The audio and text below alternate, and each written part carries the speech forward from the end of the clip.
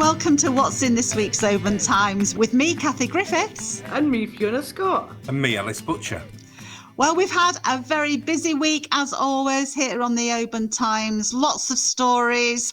And one of the stories that I've been working on has been about a seal rescue. We've had some quite wild, wintry weather recently, and there's been quite a few pups and seals have been sort of washed up on our shores. And John Spires, who's with Argyll Nature, he's a wildlife photographer, and he was out and about on one of the beaches in Oban, and he found a poor seal with a fish lure stuck in its mouth, and he raised the alarm, and luckily for the seal, it was saved.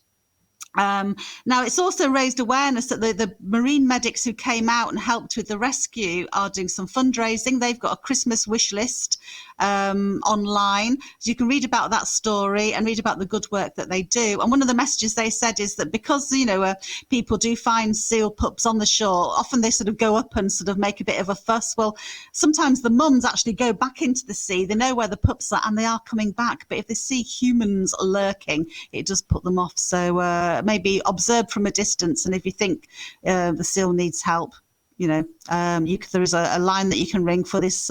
It's the British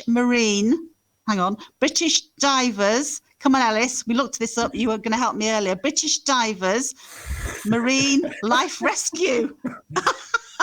Anyway, it's a British divers charity. They're also looking for volunteers to join, and you don't have to be a diver. Best thing to do is to get your copy of the OT, read all about it, and give this charity a help. They do sterling work. Fiona, what have you been up to? Yeah, well, I've actually had a story this week that's made me quite angry. I'm angry, Kathie. Oof. Are you raging? Would you believe Oban Police once again have had to come out and tell people, just from level 4 areas, just not to travel up to Oban. They gave out 10 fixed penalty notices last weekend, and 6 of them was for people coming up to attend a house party. Oh, it wasn't at mine. It certainly wasn't at mine. So yeah, it's just beyond belief. I mean, the police are really, really telling people, follow the rules. Follow the rules. That's all you need to do, and then we'll all be able to get out and about and travel about sooner rather than later. But it's not just the people coming in. If they're coming to house parties, somebody must be asking them to a party. Just don't do it. Don't have a party. We can have parties next year. Okay. That's us told. Ellis, what have you been up to? Well, I'm going to ask you all, have you done your Christmas shopping yet? Yes. I have. Oh, Fiona organised. I had to get it quick.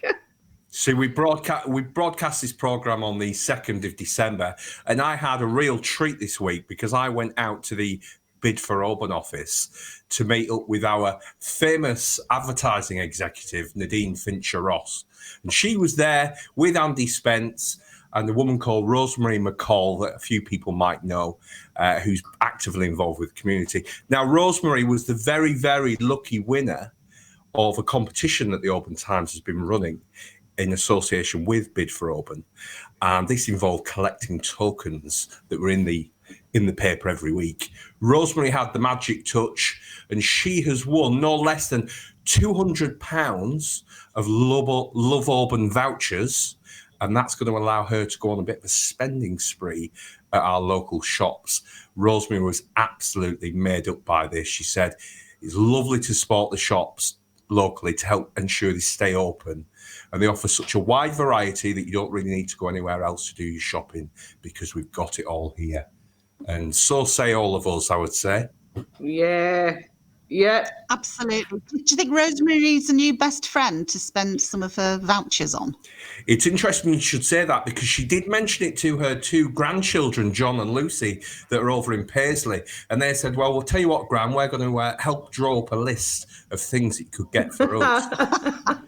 But Rosemary... Oh, fabulous. But Rosemary herself has got a heart set on a handmade Harris tweed clock, which I thought sounded quite nice. Oh, yes. TikTok. To count down the days of Christmas. Well, yeah. Absolutely, absolutely.